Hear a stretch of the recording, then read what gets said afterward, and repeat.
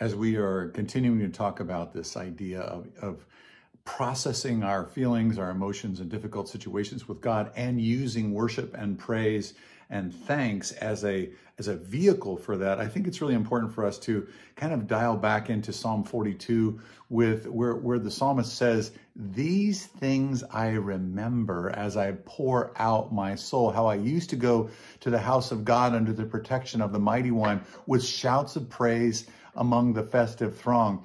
What the psalmist is saying here is that he needs to anchor back into these memories of these encounters with God, and these memories are actually etched into his circuitry, the circuitry of his brain. And as he does that, he comes back to a place where there was emotional equilibrium. He comes back to a place where there is this kind of calm. And I want to ask you this morning to recall, to remember that. To remember a time and a place where you were worshiping God and it seemed like everything was right in the world when you were worshiping Him. Remember that right now. Think with me for a moment.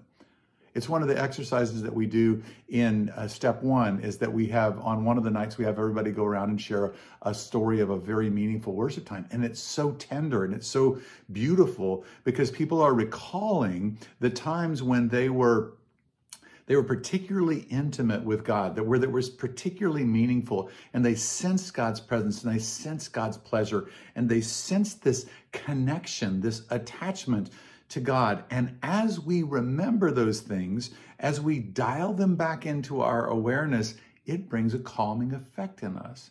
And I believe that we need to return over and over and over again to these kinds of memories where we have been connected with God, and then we need to then let those settle us and then continue on from there. Not to just remember those things and then go on, but remember those things and take them with us. Remember those things and let them have their effect on our lives. And as we do, emotional equilibrium will follow. Remember when you were connected with God deeply.